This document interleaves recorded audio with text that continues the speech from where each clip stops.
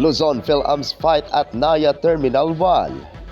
18-year-old massage therapist died after believed poison in lodging house in the city of Rojas, the province of Capiz. Kidapawan to Zamboanga roads operations have begun. And couple from Barangay Manalo, the city of Puerto Princesa, successfully plant broccoli.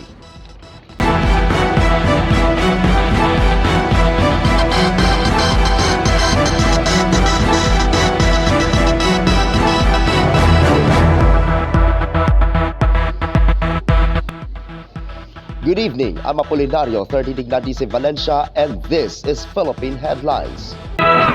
Two Philams fight at Naya Terminal 1. Two Filipino-American passengers fought at the Naya Terminal 1 departure area. The two, who were supposed to be heading to the United States, were offloaded while they filed a complaint against each other. The PNP Aviation Police is investigating the incident.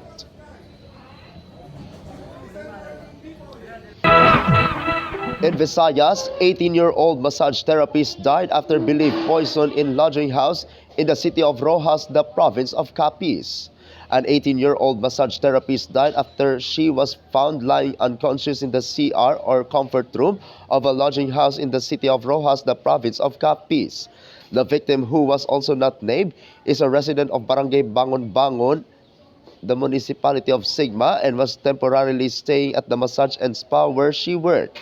Based on the investigation, the victim and her male companion, said to be between 20 and 23 years old, checked in. After a few hours, the room boy knocked on their room to remind them of the rental time, but they did not answer.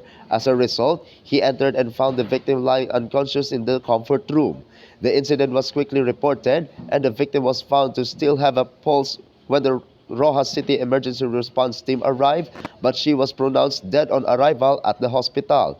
The comfort room recovered a black powder dissolved in water and placed in a plastic bottle, which the victim was believed to have been forced to drink. It also has marks on its body that could indicate strangulation. In CCTV footage, it was seen that the man who was with the victim quickly left a few minutes before the incident was discovered. Authorities are continuing their investigation, including submitting the black powder found for examination to determine the true cause of death.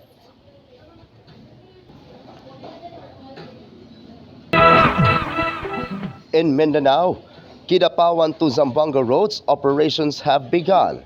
The new route of Mindanao Star Bus Transport Incorporated has started yesterday, December 10 this year, from city of Kidapawan to city of Zamboanga.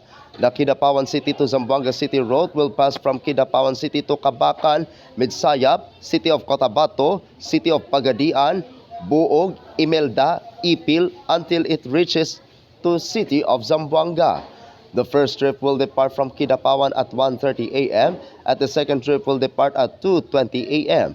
For regular passengers, the fare from Kidapawan to Zamboanga is 1,335 pesos, while the special fare is 1,068 pesos.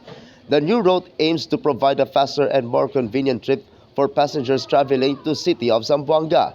It is expected that the opening of the new route will further strengthen the relationships between each community.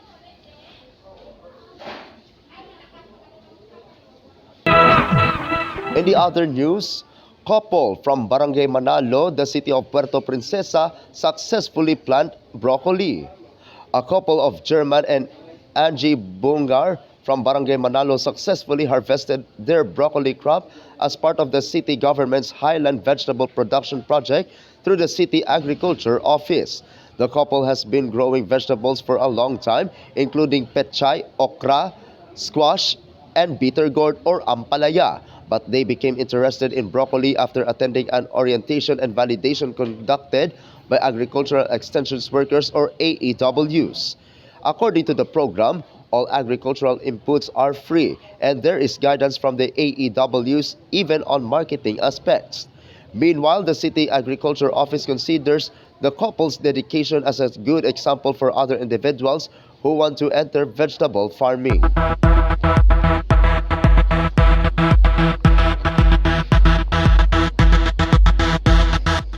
And that is Philippine Headlines this Friday, December 12, 2025. I'm Apolinario 30 Ignatius Valencia, and this is Salakot Online Broadcasting Network.